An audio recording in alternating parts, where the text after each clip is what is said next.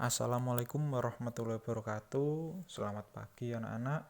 Kita lanjutkan lagi tema 8, subtema 3 pada pembelajaran 5. Kita mulai dari materi PPKN.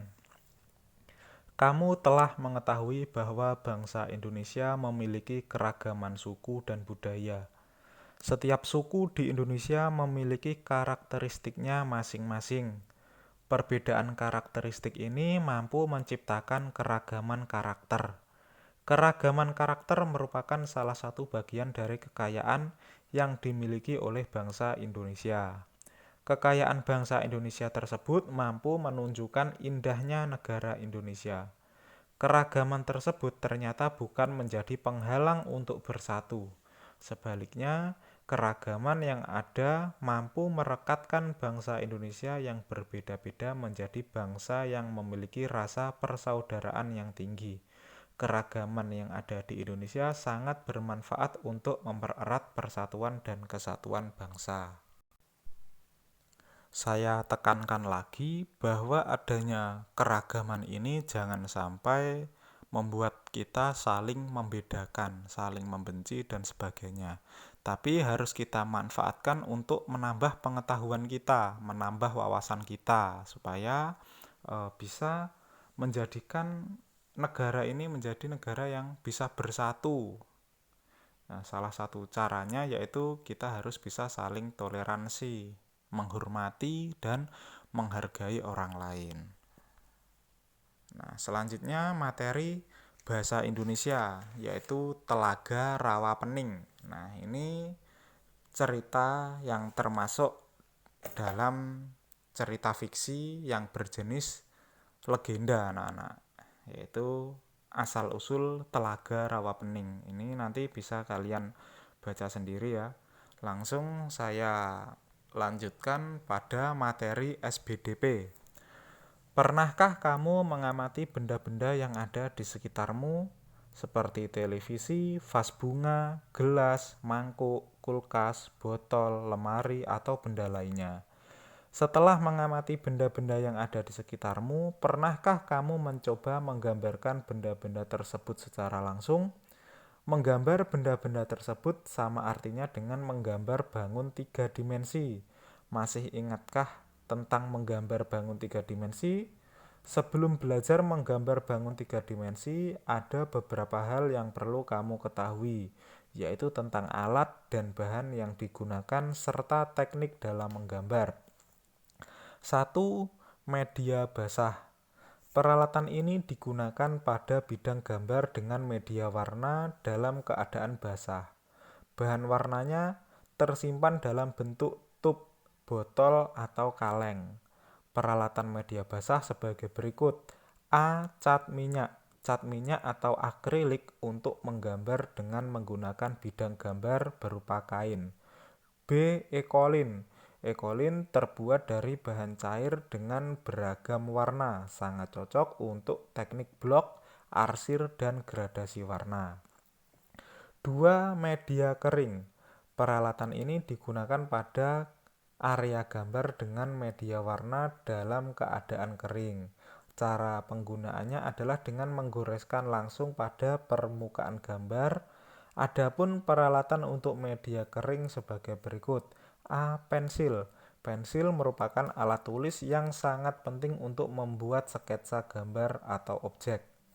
Untuk merancang sebuah gambar bentuk, dapat menggunakan pensil kertas atau hard, seperti pensil HB.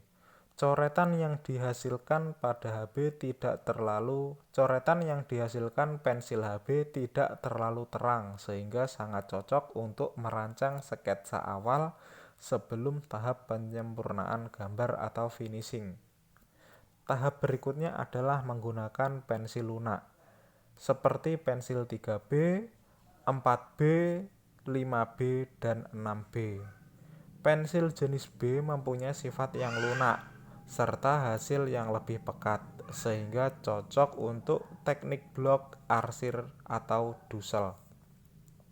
B. Krayon. Krayon memiliki sifat padat dan lunak, sehingga cocok untuk membuat gambar blok dan gradasi atau kesan semburan warna. C. Spidol. Spidol terdiri atas beragam pilihan warna. Spidol cocok digunakan untuk menggambar dengan teknik arsir atau blok. D. Konte. Konte merupakan sejenis pensil dari bahan lunak berwarna hitam pekat dan sering digunakan untuk membuat gambar gradasi atau benda-benda bertekstur halus. E. Drawing pen. Drawing pen adalah alat menggambar yang sering digunakan untuk teknik arsir dan blok. Setiap orang memiliki teknik yang berbeda dalam menggambar bentuk. Teknik yang bisa digunakan dalam menggambar bentuk sebagai berikut. 1. Teknik arsir. Teknik arsir. Teknik arsir dibuat dengan cara menorehkan pensil, spidol, tinta, atau alat lain berupa garis-garis berulang yang menimbulkan kesan gelap terang, gradasi, atau kesan dimensi. 2. Teknik sapuan basah atau akuarel. Teknik sapuan basah dapat menggunakan bahan dengan campuran air di atas kertas, kain, atau bidang lain. Bila menggunakan bidang gambar berupa kertas, maka dapat menggunakan cat air, cat poster, atau tinta bak. 3. Teknik dusel atau gosok. Teknik dusel adalah teknik menggambar dengan cara menggosok sehingga menimbulkan kesan gelap terang atau tebal tipis. Alat yang bisa digunakan antara lain pensil, krayon, dan konte atau pensil yang isinya hitam tebal. 4. Teknik siluet atau blok. Teknik siluet adalah teknik menutup objek gambar dengan menggunakan satu warna sehingga menimbulkan kesan siluet atau blok. 5. Teknik pointillis. Teknik pointillis adalah cara atau teknik menggambar atau melukis dengan menggunakan titik-titik hingga membentuk objek. Sketsa merupakan latihan menggambar objek sederhana dengan menarik garis tanpa khawatir melakukan kesalahan dan tidak menggunakan penghapus. Peralatan yang digunakan adalah kertas dan pensil. Berikut adalah langkah-langkah menggambar 3 dimensi dengan objek gelas. 1. Buatlah sketsa gambar gelas. 2. Perjelas gambar sketsa. Dan yang ketiga, menyelesaikan gambar menggunakan teknik arsir. Jadi anak-anak, ini tadi adalah cara untuk menggambar bangun 3 dimensi. Untuk menggambar bangun 3 dimensi ini diperlukan alat dan bahan yang digunakan serta teknik dalam menggambar. Contohnya tadi pada media basah kita memerlukan cat minyak dan ekolin. Kemudian pada media kering dibutuhkan pensil, krayon, spidol, konte, dan drawing pen.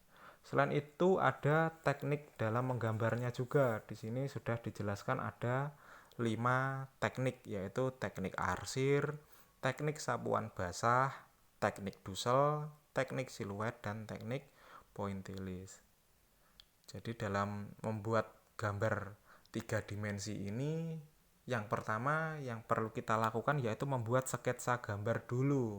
Nah, untuk membuat sketsa gambar kita bisa menggunakan pensil ya, seperti itu. Nah, itulah anak-anak sedikit penjelasan pada pembelajaran 5 tema 8 subtema 3. Setelah ini anak-anak bisa mengerjakan lagi tugas pada penilaian pembelajaran 5. Terima kasih, saya akhiri. Wassalamualaikum warahmatullahi wabarakatuh.